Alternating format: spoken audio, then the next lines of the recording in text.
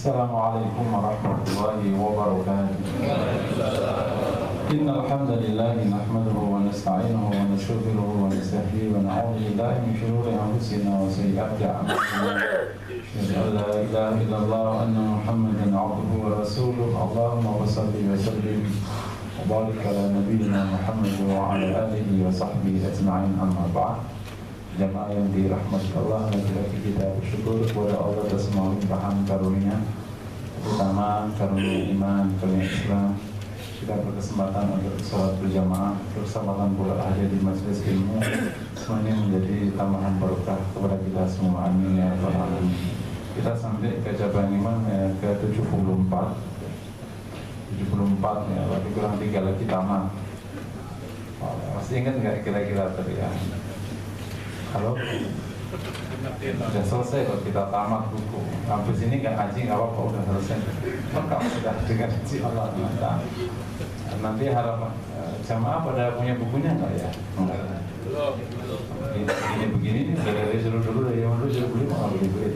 Harus dibelikan sama masjid, kasih gratis. Terus pakai amin udah kaya masih gratis. Di mana-mana orang kaya nggak pernah mengaku kaya.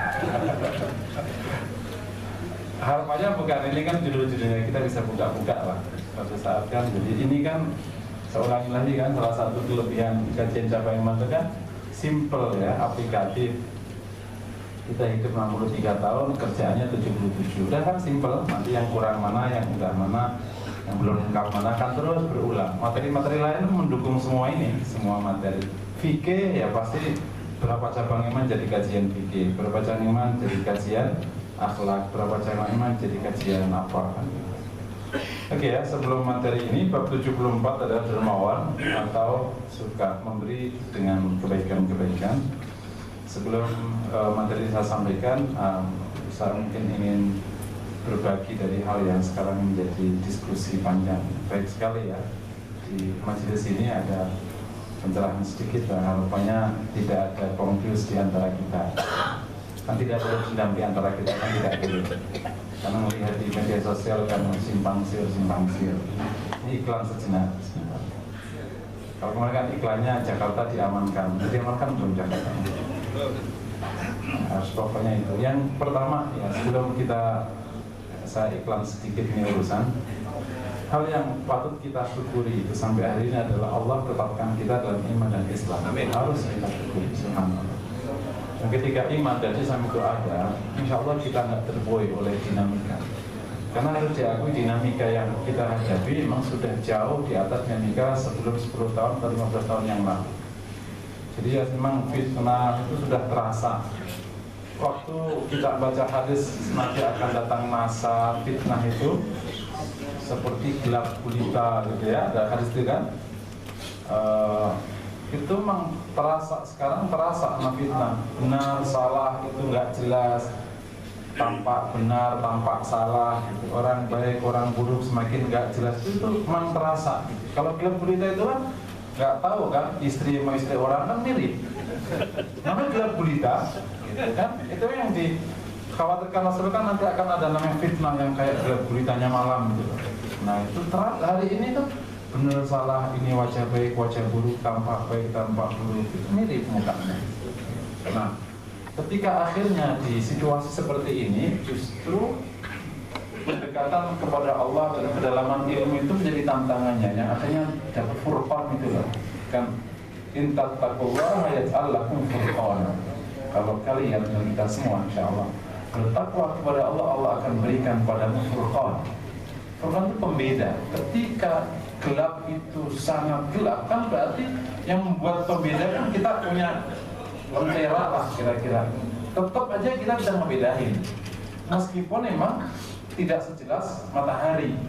Ketika kita punya furqan, di tengah malam sekalipun jelas ini istri apa istri orang tampak, ini benar atau setengah benar tampak, ini sebenarnya taat kepada Allah sama-sama setan dengan nama Allah tampak. Ini ingin bertindak benar untuk kebenaran atau bertindak benar untuk kejahatan tampak.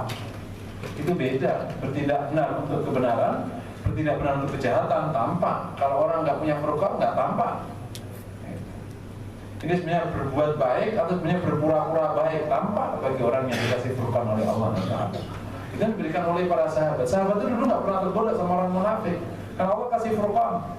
Tentu ya setelah itu ya Allah Rasulullah kan bimbing kan. Jadi suatu ketika sedikit cerita, waktu Rasulullah SAW akhirnya ada terjadi konflik dengan Bani Qainuqa, gitu kan? Bani Qainuqa itu kan perang setelah perang Badar, karena orang Yahudi nggak suka dengan kemenangan sahabat di perang Badar. Wah, kalimatnya mulailah. Ini cerita lama ternyata. Kalau antum mau baca perang Bani Qainuqa, itu kejadian kita mirip. Nggak suka, wah, sampai akhirnya terjadilah satu kisah kecil itu, seorang wanita masuk ke pasar Yahudi, kemudian dipaksa untuk membuka hijabnya. Wanita ini nggak mau, akhirnya dikerjain gitu. Diikat tali hijabnya di sebuah batu, pas dia berdiri kesingkap kan, nah, langsung wah itu ya minta tolong, datanglah orang muslim langsung memberikan pertolongan, kalau nggak salah sampai luka dan lebih dari itu. Akhirnya perang, terjadi perang. Nah, ini situasi di mana Rasul kemudian kan akhirnya memberikan ketegasan kepada Qainuqa. Tapi Abdul bin Ubay bin Salul mencoba merayu Rasulullah, ya Rasul, panjang lebar. Tapi Rasul tergoda. Seakan-akan Abdul bin Ubay bin Salul itu meminta Rasulullah sebuah sikap baik. Tapi Rasul, maksudnya apa ini orang? Bukan baik untuk kebajikan, tapi baik untuk sebuah niat kejahatan. Rasulullah nggak bisa ditipu kalau ada wahyu. Jadi kita bersyukur tuh poin pertama, Allah terus pakaikan iman Islam kita dengan situasi seperti ini, dan kita terus bermohon kepada Allah sampai kita memang dikasih Furqan oleh Allah. Kita nggak ketipu, gitu. Nggak ketipu mana benar mana salah, setengah benar setengah salah, seperapat benar seperapat salah. Sekarang kan mirip-mirip kayak begitu. Kalau benar sama salah gampang, hitam sama putih itu gampang. Sekarang setengah hitam setengah putih. Jadi itu yang pertama. Yang kedua, perlu kita tegaskan dan kita jangan pernah apologi bahwa membela agama Allah itu adalah sebuah kemuliaan yang ditanamkan oleh Allah pada sebagian hambanya. Kalau kita punya ghirah, itu kita harus bersyukur. Dan ini bukan sesuatu yang kemunduran. Ini justru bagian dari kebajikan. Karena tidak ada kemuliaan bagi muslim melebihi kemuliaannya ketika Allah tarik dia menjadi pembela agama. Nah, tentu ketika poin ketiga ini kita jalani, poin kedua kita adalah bahwa kita bersyukur memiliki ghirah. Yang ketiga, waktu membela agama Allah itu tetap harus menggunakan koridor Quran maupun Sunnah. Tidak boleh memaki-maki agama lain, tidak boleh memaki-maki Tuhan mereka, tidak boleh beretika buruk, tidak boleh melampaui batas, tidak boleh apa saja, pokoknya ikut aturan Allah Subhanahu wa Ta'ala. Karena tidak boleh atas nama kebenaran kita bertindak salah, tidak boleh. Atas nama kita kebenaran kita bertindak salah, salah juga kita mah. Yang dikisahkan kita juga. Kita katakan saking fokusnya ingin membela agama Allah, kita bertindak jahat. Nanti di akhirat diampuni nggak begitu? Ya tetap dikisah, nggak boleh. Atas nama benar kita bertindak salah. Juga nggak boleh dibalik. Atas nama niat jahat pakai cara benar. Kebenaran harus dipakai untuk sebuah kebenaran. Jadi itu nomor 3. Nah, nomor 4 pesan adalah bahwa kita perlu memang terus melihat fakta-fakta ini supaya kita tidak terkesima. Oleh karena itu bagi kita semua yang tidak memiliki kesempatan mengakses data akurat, mendingan itu gitu ya. Karena kan situasi itu kan gini tuh, ya, kan namanya fitnatun dolma gitu ya.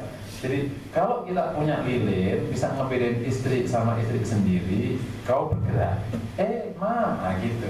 Tapi kalau kau tidak punya itu, gelap gulita, jadi jangan jalan. Itu namanya tawakuf.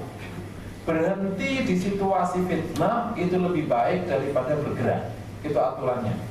Kan kalau Anda tidak tahu jalan, apakah ini jurang atau jalan benar, cara terbaik apa? Berhenti. Sampai nanti ada terang. Nah, semoga Allah nanti kasih terang. Nanya kepada ulama. Dan terus kita bisa ngebedain mana ulama sama setengah ulama. saya ingin katakan Allah itu nggak zalim pada hambanya. Ketika orang ingin cari benar, Allah kan sudah kasih bekal namanya fitrah. Allah kasih bekal namanya nurani, basirah. Kan di hati kecil bisa masa begini, masa. Nah, itulah namanya lampu kecil yang bisa akan engkau lama-lama ketemu. Kan juga dikasih logika, benar nggak kira-kira?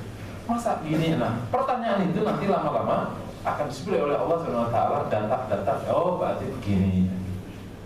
Itu modal itu yang akan kita gunakan. Waktu gelap gulita itu, oh kresek-kresek. Oh ini berarti rumput. Ini kok cerek. Nah, ini air kan gitu tuh namanya gelap gulita kan. Jadi menggunakan data yang sudah kita miliki yang namanya basiro, fitrah bisa kita kepakai.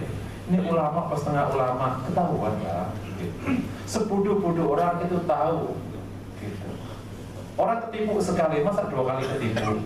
Sebodoh-bodoh orang nggak bisa lah sampai 3 kali ketipu. Kayak kira-kira kayak gitu. Jadi maksudnya begitu kita menghadapi situasi sulit, maka kita berhenti dulu. Nah kita nyari lilin. Tanya para ulama-ulama yang Allah masih selamatkan agamanya. Yang terakhir, gitu yang terakhir, ini menjadi kita nyebutnya ini menjadi hikmah tersendiri dari situasi sulit ini bahwa makanya kita perlu ngaji benar. Al-Maidah 51 tafsirnya kemana-mana, memang ngaji benar.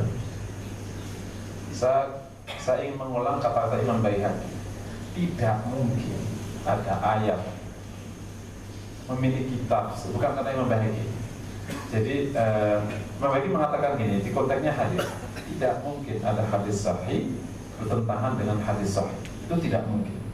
Nah, motif kata-kata ini saya ingin mengulang. Kalau tidak mungkin ada tafsir bertentangan dengan tafsir yang lain jika tafsirnya itu benar.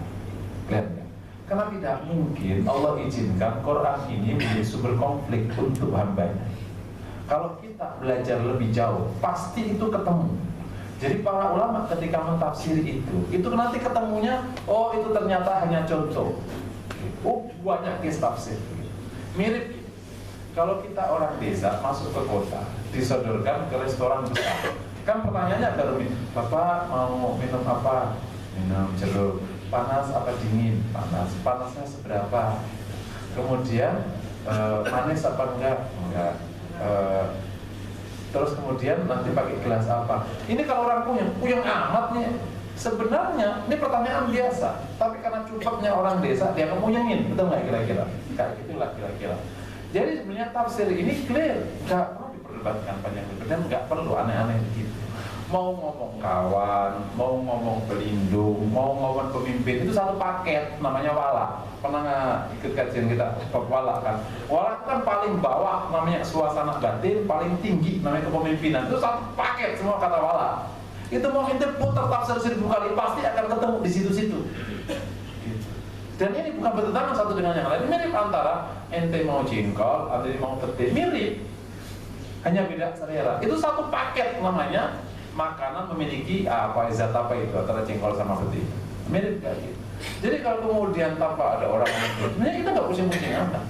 Nah, yang terakhir, makanya kebenaran itu harus diperlakukan sebagai sebuah kebenaran. Jangan pernah memperlakukan kebenaran untuk sebuah kejahatan, karena itu ditolak kebenaran. Kan ada sebuah kisah lama itulah, ada orang cerai 3 kali, kan akhirnya kan nggak boleh tuh. Ini kan fikih lama tuh. Kemudian akhirnya suami istri bersepakat, yuk nikah aja, gue nikah, nanti lo cerai, gue cerai, nanti balik lagi ya. Gitu. Pernikahan ini namanya khilaf, betul ya? Kan batal pernikahan itu, kecuali dia normal nikah, normal cerai, baru kemudian itu baru sah. Sama. Kebenaran itu kalau dimaksudkan untuk kejahatan, kebenaran ditolak. Jadi kalau ada orang ngomong seakan-akan benar, maksudnya itu sebenarnya cari duit, ditolak. Clear saya pikir. Dan saya pikir tahulah siapa yang benar untuk kebenaran dan benar untuk kebenaran. Clear. Jadi oleh karena itu, yang ulangi lagi ini ya, kesimpulannya ya, emang kita perlu mengkaji Islam lebih baik lagi. Kemudian kita juga perlu merapatkan kembali, kita perlu disepakati lagi. Tapi ini hikmah ini sudah ketemu, mulailah perkunjingan surat Al-Maidah 51 menjadi menarik. dari yang dulu nggak pernah tahu Al-Maidah koko gitu. Tanggamu tuh, itu Maidah. Itu cewek jagung itu gitu. Oh surat toh, ngerti, wah surat Al-Maidah gitu. Nah, banyak itu orang Islam nggak ngerti surat Al-Maidah itu. Mulai Al-51 isinya apa? Oh begitu tuh, wah dia akhirnya ada juga yang betul dia bersyukur kepada Allah atas ini, akhirnya dia membuka surat Al-Maidah karena nggak mau buka surat Quran gitu. Ya, surat-surat cinta yang dibuka. Jadi kira-kira iklan sejenak, intinya ke depan kita terus harus baik dan sampai hari ini sebenarnya kondisinya lebih baik sebenarnya, meskipun kayak di luar gitu, tapi kalau realnya sebenarnya baik. Kita perlu terus merapatkan barisan dan intinya ini hanya sebuah batu kecil, kedepannya jauh lebih berat lagi gitu. Kedepannya jangan dianggap lebih berat lagi karena memang harus diakui gitu. Umat Islam ini memang tumbuh, itu yang pertama. Yang kedua, ini kalau nanti siapa suruh kita ini tinggal di negeri yang kaya gitu. Siapa suruh? Coba kalau negeri kita miskin, nggak bakal direbutin nggak begini ruwetnya. Kita ini jadi ibarat kata kita ini ditempatkan oleh tempat yang kaya raya, tapi kita gizi, nggak jelas. Kalau kita jelas kan orang nggak berani masuk ke kita. Jadi kita ini kan kaya raya, diambil Belanda 350 tahun nggak habis-habis. Tapi kita ini gizi, nggak jelas-jelas. Jadi orang berebut tak terkira. Misalnya kalau tempat kita Afrika, siapa yang mau? Ya kita biarin aja begitu. Jadi apa? Tidak semuanya, semua konflik itu urusannya agama ya. Jangan terprovokasi loh. Banyak urusannya cuma perebutan aset, perebutan kekayaan bangsa ini. Cuman dari zaman dulu tuh, kalau orang sudah masuk ke situ, itu nanti si pemuka agamanya numpang. Itu dikasih selama. VOC kesini kan ingin dagang awalnya. Akhirnya pemuka agamanya numpang kan akhirnya ketemunya. Lahirlah peraturan, nggak boleh masjid di depan jalan raya. Masih ingat kan gitu? Lahirlah akhirnya gereja di depan. Jadi awalnya bisa jadi bukan urusan agama, bukan urusan ekonomi, urusan apa saja, urusan duit sebenarnya, urusan duit, mau urusan apa saja. Cuma akhirnya numpang tuh. Nah mereka mau ditumpangi. Nah jadilah ribet kita. Kalau murni duit sih seperti kata Dr. Saleh, kau ambil hartaku terserah. Kau ambil, kita nggak penting. Karena kita juga nggak mau ngambil harta itu. Jadi persoalannya ketika Anda numpang, akhirnya kau pojokkan agama kami jadi perkara. Nah, tentu bukan sekedar itu ya. Kalau harta kita diambil juga lama-lama kita juga harus bergerak, bukan ya? Agama juga memperbolehkan kita bergerak untuk pertahankan harta. Kira-kira gitu. Tapi intinya kita harus clear paham keadaan ini semua dan tidak semuanya itu sebenarnya isi ideologi, tapi ya kadang ideologi itu. Kita masuk ke materi 74 bunyinya dermawan atau dengan kebaikan. Banyak ayat yang bercerita masalah ini, salah satunya A'udzubillahi minasyaitonirrajim. Wasari'u ila maghfiratin min rabbikum wa jannatin 'arduha as-samawati wal ardu u'iddat lil muttaqin alladzina yunfiquna fis sarra'i wad dharra. Al-ayat. Bersegeralah kepada ampunan dari Rabbmu, surga dan surga yang luasnya langit-langit dan seluas langit-langit dan bumi disediakan untuk orang-orang yang bertakwa. Mereka yang berinfak pada waktu lapang dan pada waktu sempit. Ciri muttaqin, infak waktu lapang dan masya Allah. Semoga kita berkenan. Amin. Amin. Karena insya Allah kalau berinfak di waktu lapang dan sempit itu artinya dua. Kita berarti punya karakter dermawan. Yang kedua berarti income kita ngalir, betul nggak? Bisa nggak? Siapa orang yang bisa infak pada waktu sempit? Ini analisisnya. Pertama berarti imannya baik, sehingga menimbulkan karakter dermawan, gitu kan?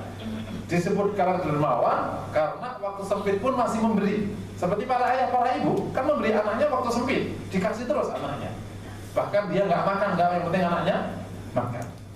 Yang kedua, orang yang mampu memberi waktu sempit itu secara fakta ekonomi disebut orang yang punya mental kaya.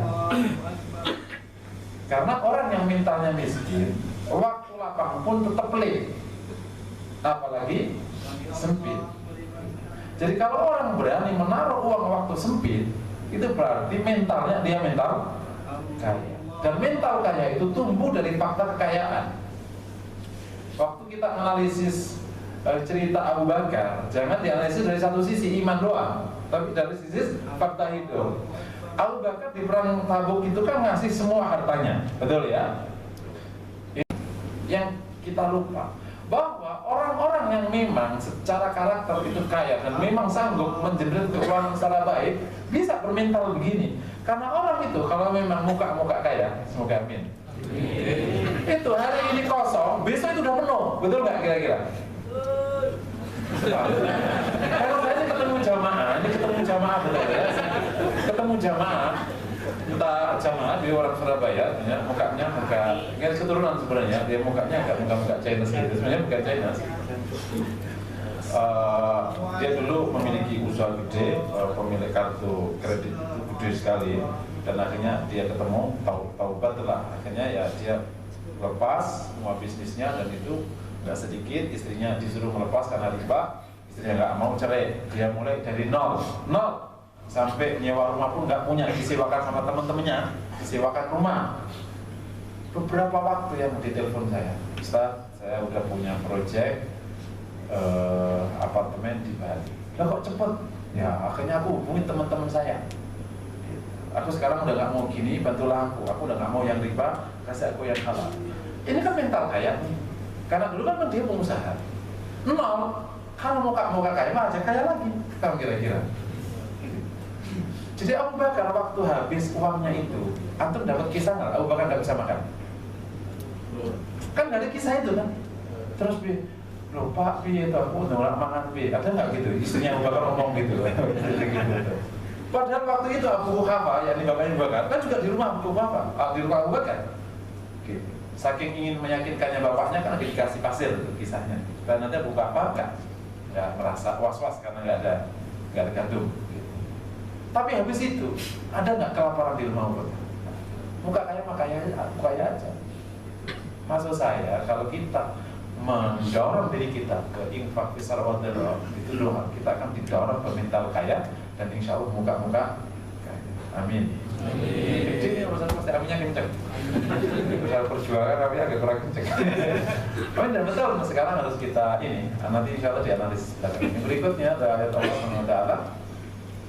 Alladzina yabkhuluna ya'muruna an-nasa bil bukhl wa yaktumuna ma atahumullahu min fadlihi wa a'tadna lil kafirina 'adzaban muhina. Orang-orang yang bakhil dan menyuruh manusia untuk bakhil, menyembunyikan kami yang Allah berikan padanya, kami kata Allah ancam orang-orang kafir dengan azab yang menghinakan. Lihat ini, orang bakhil menyuruh orang bakhil, menyembuhkan karunia, itu karakternya orang kafir. Dan ancamannya azab yang hina. Jadi orang mukmin itu dermawan, nyuruh memberi dan tidak menyembunyikan karunia. Nah kan kami ancam orang-orang kafir. Jadi sifatnya orang. Artinya kalau kita mukmin sifatnya tadi mutakin dari sifatnya yufiquna bisarra wa darra. Kalau orang kafir itu pelit, suka nyuruh orang pelit dan menyembunyikan. Kalau kemudian kedapatan ada orang kafir sama orang mukmin kok sikapnya kebalik, nyebrang, ini namanya anomali. Itu namanya kutukan orang mutakin. Ada orang mutakin pelit, ada orang kafir dermawan. Ini aneh. Dan memang bisa jadi situasi fitnah itu situasi kebalik. Mestinya kalau situasi normal, orang soleh itu kuat, orang fasik itu lemah. Itu situasi normal. Karena kalau Anda ingin dapat bagus, kan harus komit, jujur, kan orang kaya itu pasti yang benar tuh. Kalau Anda ingin bangun bisnis yang benar kan harus komit, jujur ya gitu, baru menang. Tapi ini kok enggak, yang jujur kalah, yang membohong menang. Itu namanya situasi tidak normal. Nah, sama situasi nggak normal itu terjadi. Orang mutakin atau orang mukminnya pelit, naudzubillah. Nah, orang kafirnya itu baiknya, naudzubillah. Nah, situasi ini namanya situasi fitnah. Gitu. Kalau Anda ketemu situasi gitu, milih mana? Ada orang kafir, baiknya tak terkira. Orang mukmin jahatnya tak terkira. Pilih mana? Ayo. Nah, kita akan ketemu situasi rubah. Itu 11,1 sama 11,2. Jadi ini makanya perlu furqan. Karena akan ketemu situasi yang kalau orang mutakin, baik, dermawan, orang kafir jahat, udah selesai, masih dibahas pakai ngaji memang.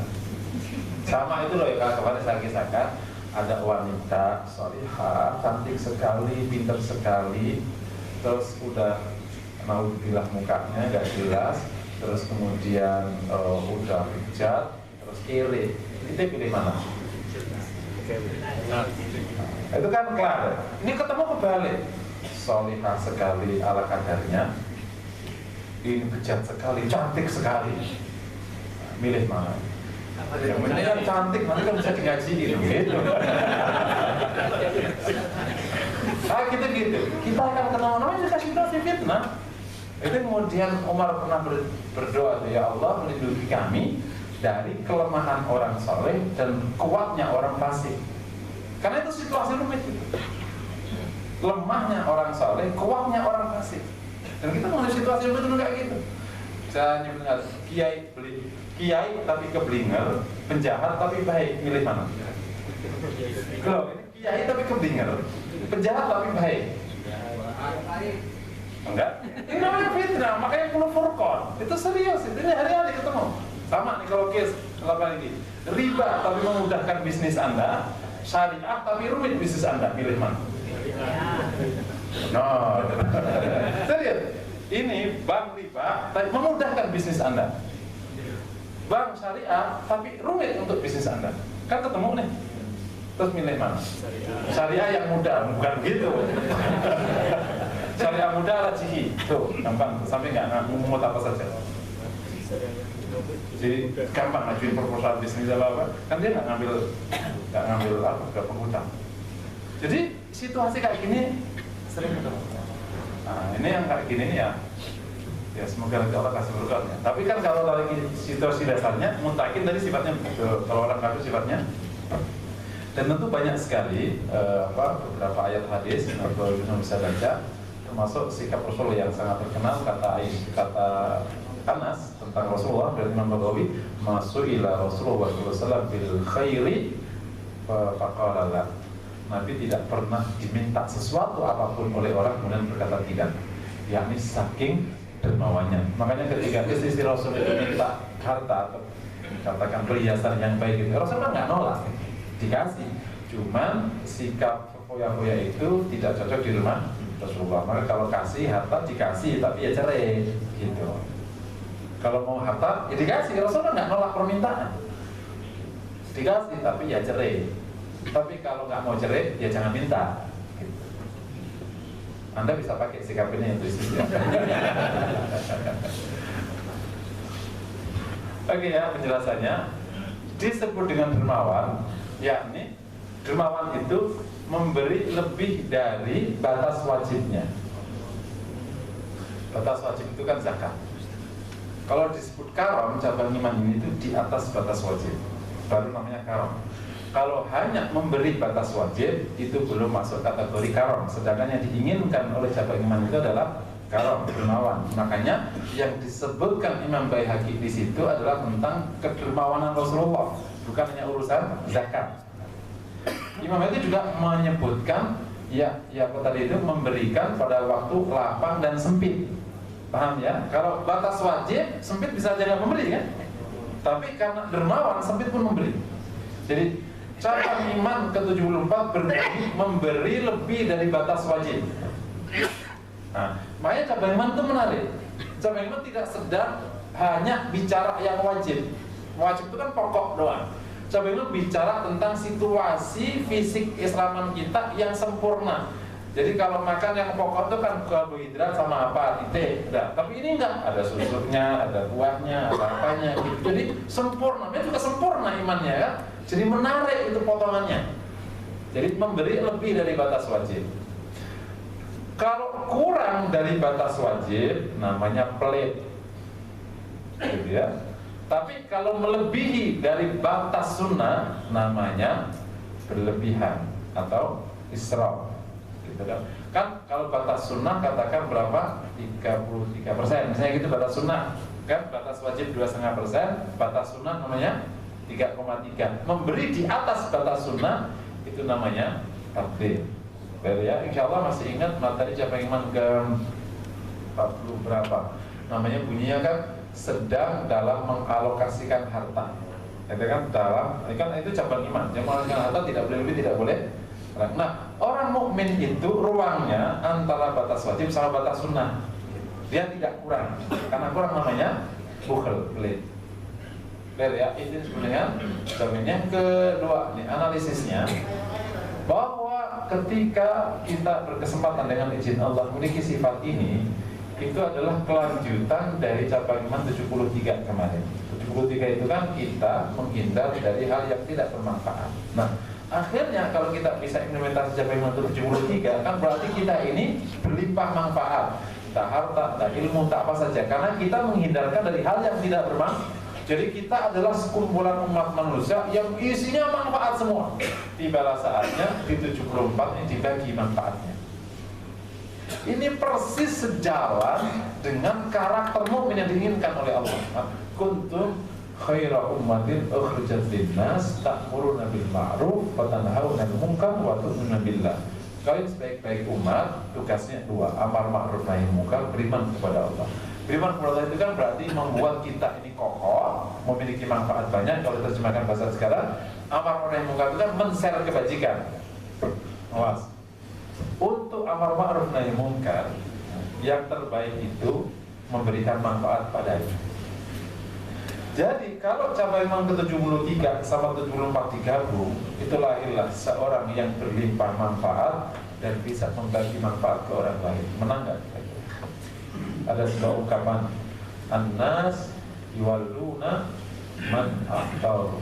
Manusia itu akan loyal dan taat pada siapa saja yang memberinya. Betul kan?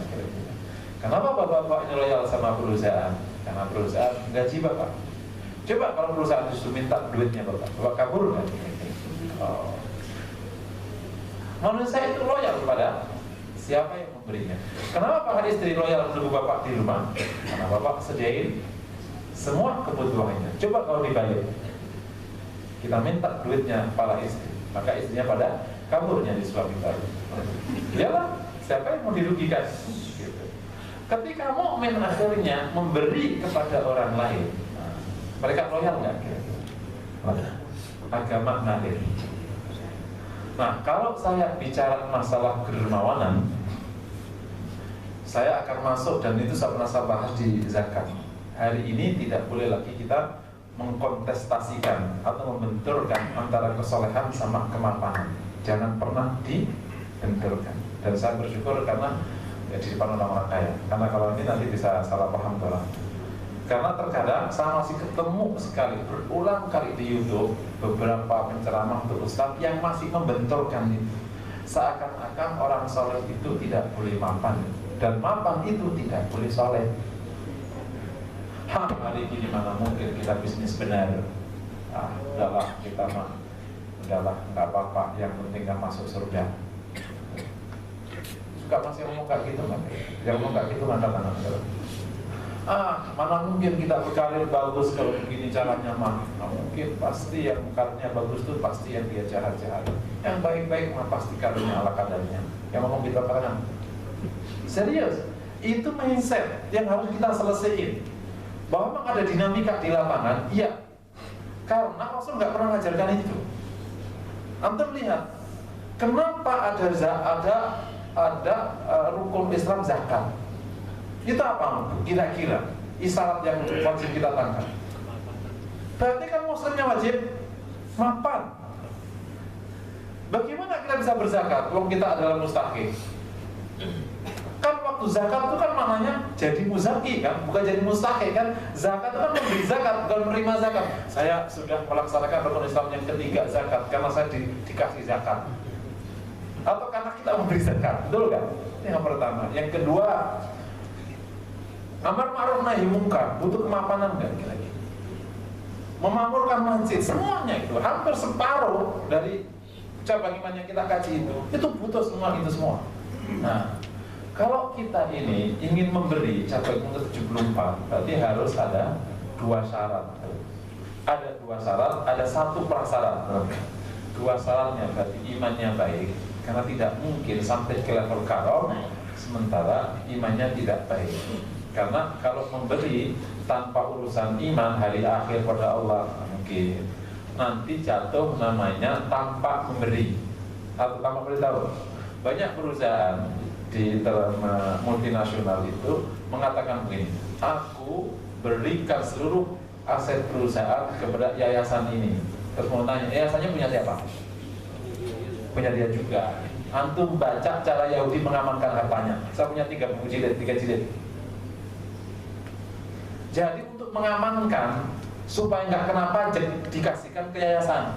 Nanti yayasan ini bikin perusahaan, muter juga duitnya kembali lagi. Oke, semprol. Itu namanya tampak dermawan. Yang orang pajak pasti tahu cara mengamankan uang.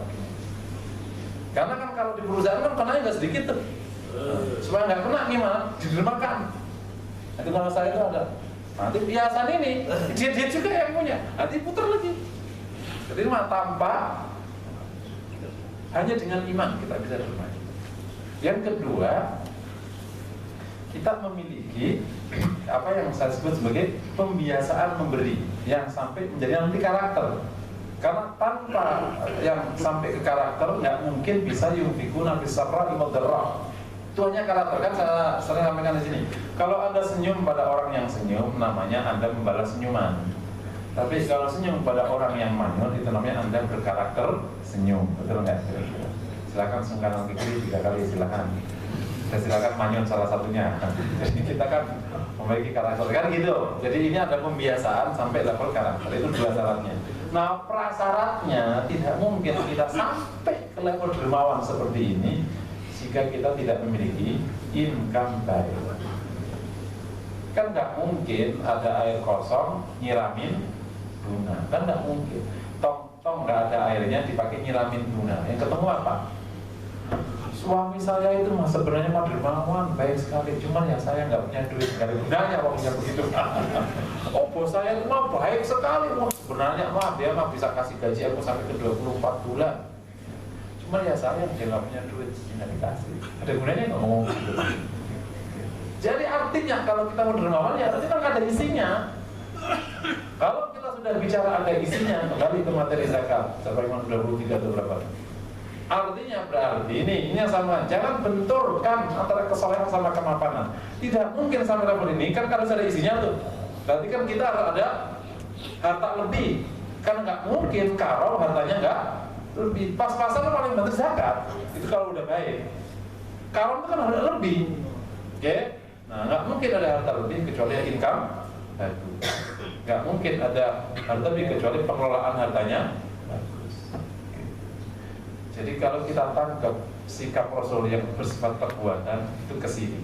Cuma kalau perkataannya selalu mengatakan kita ditolong oleh orang miskin di antara kita. Begitu caranya kan? Orang lemah harus didukung.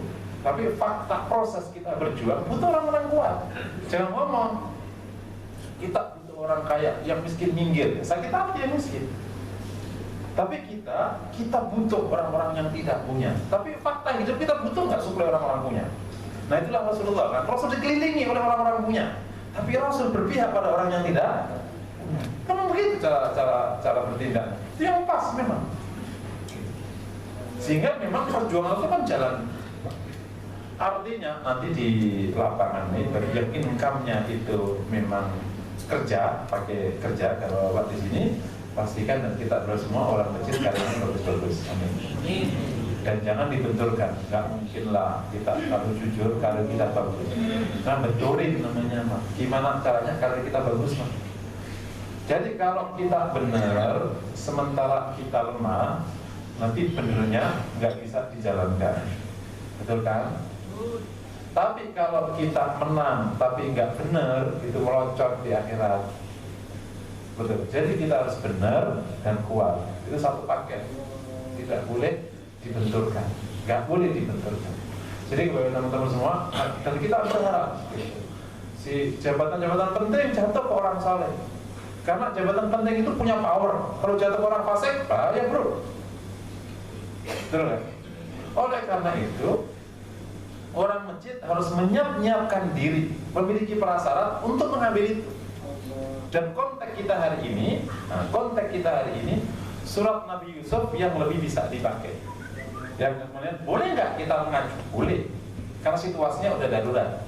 Kalau normal kayak ke pemilihan ketua 3M, itu kan nggak ada yang mau.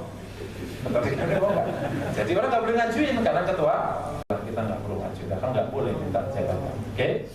Nanti mereka ngambil, maka jatuhlah posisi itu di tangan orang-orang yang fasik.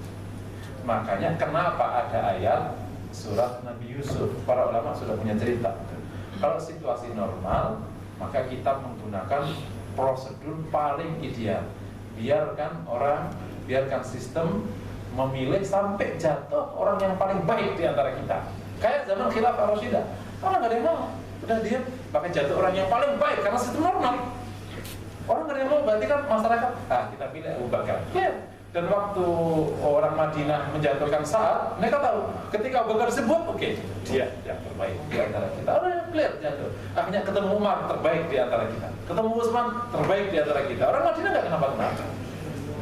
Tapi ketika situasinya tidak normal, orang baik tidak boleh menggunakan aturan ini, karena kan normal. Karena nanti hitungannya mudaratnya lebih banyak daripada pahalanya. Cuma waktu dia meminta itu harus menjaga hati supaya nanti tidak kejebak merebut itu ternyata untuk kepentingan pribadi. Ya enggak? Clear ya? Semoga ini menyiapkan diri. Nah, bagi saudara yang memang income-nya usaha, kita harus mengupayakan gimana usaha kita maju. Gimana caranya? Memang nggak gampang, di lapangan nggak gampang. Tapi yang penting mindsetnya nggak dibenturin dulu. Semoga nanti Allah kasih cara. Gimana? Karena apa? Karena tidak mungkin agama ini tegak kalau pemeluknya orang-orang lemah di antara kita. Modal doa doang, ya oke bisa aja. Tapi Allah akan meminta ketika berjuang itu yang positif wa. Ketika urusan masjid juga harus para muzaki yang menegakkan masjid dan lain sebagainya. Ini pelajaran penting. Artinya Jabar 74 ini memprovokasi kita untuk jadi orang hebat dan kebanggaan gitu. Anak-anak yang memang, kalau tepatnya anak-anak yang memang kira-kira bagusnya dia menjadi profesional, dorong dari awal jadi profesional. Nanti kita akan model profesional itu muslim-muslim yang soleh. Sekarang sudah mulai sudah mulai muncul. Dan yang sudah saya ceritakan di kampus sudah mulailah pola itu ketemu. Serius. Anak-anak terbaiknya itu anak masjid. Bahkan nanti kalau di lapangan ketemu aneh. Orang-orang hiji di kampus ternyata sekarang punya posisi bagus begitu. Padahal ketemu, lo dulu kan tukang karpet, bawah kayak gitu. Tapi yang minimal di kampus sudah mulai ya. Nah, mulai di kantor harus mulai sampai ke, karena terkadang ada situasi dan ini namanya jebakan berpikir. Orang-orang saleh karena ingin mengamankan kesalehannya, maka dia nggak berani fight atas nama kesalehannya. Daripada dia kejebur, nggak berani fight. Ketika ini dipilih 1-2 orang itu boleh. Tapi kalau semua orang berpikir kayak gini, maka itu menjadi musibah. Persis cerita Utsman dengan Ibnu Umar radhiyallahu taala anhu. Pernah dengar kisahnya? Utsman meminta Ibnu Umar untuk jadi qadhi. Karena Utsman tahu dia orang yang paling alim dan paling ketat masalah hukum. Wah benar-benar udah dididik Umar, nggak tahu didikan Umar kayak apa loh. Umar kayak begitu, didik anaknya kayak apa coba kayak gitu. Kalau antum dididik Umar jadi orang benar semua. Didikin Umar banyaknya.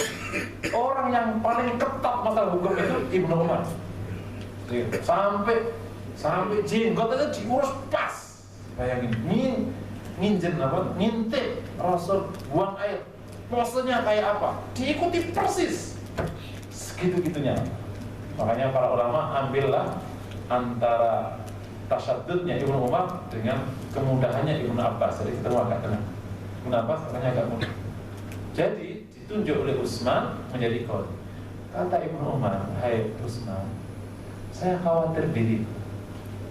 Jika aku jadi qadhi, aku akan bertindak tidak baik. Yakni tidak. Aku khawatir kelak berhadapan dengan kira-kira itu."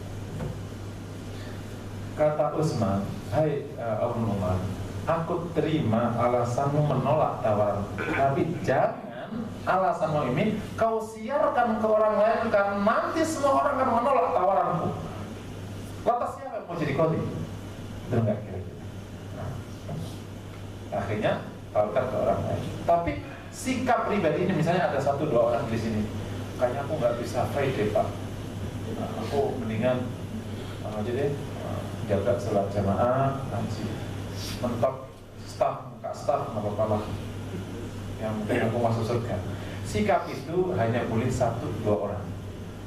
Selebihnya semua orang berkata kayak gitu. Nah, orang pos-pos penting yang menempati siapa? Jadi makanya harus ada yang berani fight. Nah, waktu fight pasti akan ada dinamika. Nah, kira-kira selanjutnya ya, kalau saya hitung-hitung ya, antara pahala dia dengan dosa dia, semoga masih beratan pahalanya lah. Nah, berarti kan masih selamat dengan izin Allah ya. Selamat. Makanya kalau ada saudara kita muslim yang fight, didukung, jangan dicari kesalahannya. Kalau Anda ingin mencari orang suci, waktu dia fight nggak ketemu, mau lagi fight kok. Ini maka sikap-sikap kayak gini perlu berkembang, karena kita butuh capai iman ke-73, capai iman ke-74 namanya. Karena pula ujungnya nanti ketemu ujung. Semua orang nggak mau fight, orang-orang soleh nggak mau fight, ujungnya minta duitnya orang fasik, sama aja bohong. Ujungnya ketemu juga ujungnya kan. Sering ketemu kayak gitu. Orang-orang soleh nggak mau bisnis, nggak mau ini karena khawatir ini khawatir itu. Ujungnya waktu dia katakan untuk urusan dakwah, urusan apa, mintanya ke orang